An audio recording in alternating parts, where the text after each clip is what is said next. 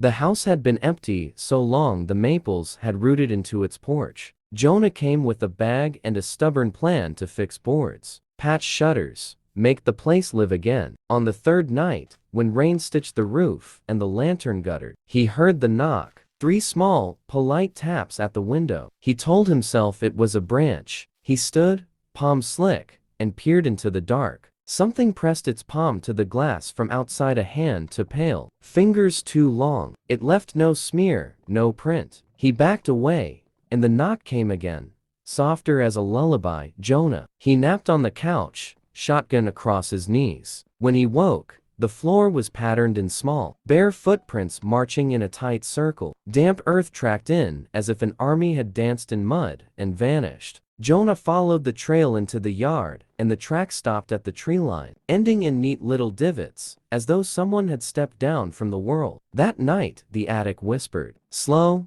patient steps paced above him, then a child's humming. Jonah climbed and found a ring of pressed grass inside the rafters. It smelled like pennies and sugar. In the center lay a small shoe, clean as if someone had placed it there this morning. He tried to leave at dawn, but the truck stalled and died and would not turn over. Each attempt to start it brought the engine to life for a moment. And then a child's laugh bled through the hood like a song. He sat until noon, hands trembling, then left on foot. The road led him back in a loop. His map folded itself wrong. The trees leaned close and showed him his own face in their bark. He found the porch, steps again hours later, with mud on his boots and the lantern cold beneath his hand. No footprints led away from the house. By the fourth night, someone had begun moving things. The radio sat tuned to static. A row of plates aligned on the table, each clean and shining under the lamp. Tiny handprints printed in dust along the banister. At midnight,